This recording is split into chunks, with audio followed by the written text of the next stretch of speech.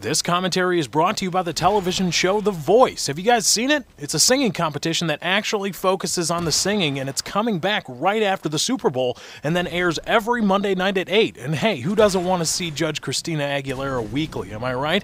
The show just launched its own YouTube channel, so click on the annotation here and subscribe if you wish. Hey guys, what's going on? It's Lefty from 643 Productions coming at you here with a Modern Warfare 3 Team Deathmatch sniping gameplay commentary. Here I am in the map Resistance using the MSR Gold Camo, looking sexy as always in gold.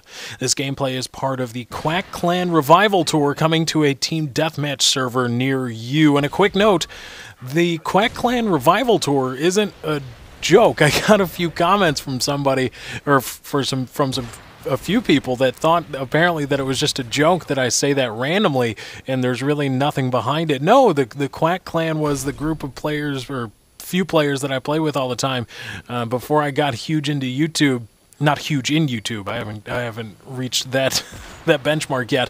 But we stopped playing together for a while, and we've recently started playing together again a lot. So I say the Quack Clan Revival Tour. But anyway, there's some big news that a lot of people have been talking about, or something big, not really news, and it's got a lot of people up in arms in the last few days concerning Modern Warfare 3 and Robert Bowling and his portrayal of the game being Modern Warfare 3 in a television appearance for G4 TV. Now, for those of you that don't know, Robert Bowling did an appearance, a little spot on G4 TV that he recorded and that G4 aired, and I believe there's going to be some syndication online in some places. I don't know exactly where, but 402 was talking about the most recent DLC for Call of Duty Modern Warfare 3, and in it he was breaking down the maps and how he viewed them, and he was giving some tips to players on what weapons to use and kind of how to play with the new maps and not knowing them.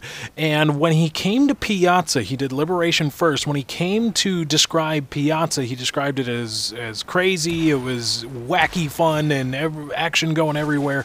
And then he said to run, or he mentioned Blind Eye and Assassin, and he said you're going to want to run Blind Eye and Assassin because everybody's running around. You don't want anybody to know where you are. So he was basically telling the viewers on G4 TV, and again wherever that spot is syndicated, to use Blind Eye and Assassin, and a lot of people were pissed about that. Again, I have a search function at 402 always running on my TweetDeck app, and it's basically like being 402. You get to see all the tweets people send at him all the time.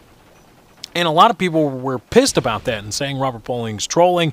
He's telling people to play like a-holes in his game. He doesn't care about how the hardcore players are upset by the way people play and the play styles that are not only allowed but rewarded to a certain extent in Modern Warfare 3. And a lot of people were wanting to know how I viewed this and if I'm going to cover it, and well, obviously I am. But I think I have a different view than most of you will. It's a fluff piece. That's how I view it.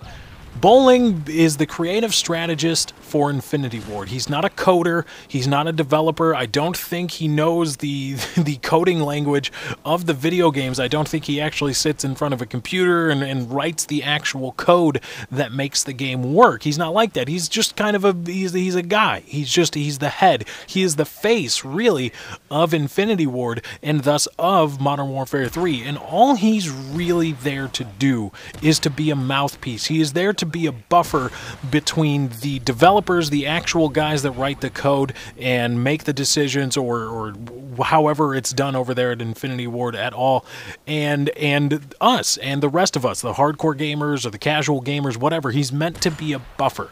And so what that video was of Robert Bowling was just a fluff piece. G4 contacted him and said, okay, you've got this new map pack coming out. We want you to promote it. Go ahead and promote it on our network, and then we'll syndicate it in some other spots and get the word of DLC out there and remind everybody to buy Call of Duty Elite if they want the DLC early, yada yada yada yada. It was really just a media spot, and I honestly don't think it's really going to affect how a lot of people played the game. Think of it this way.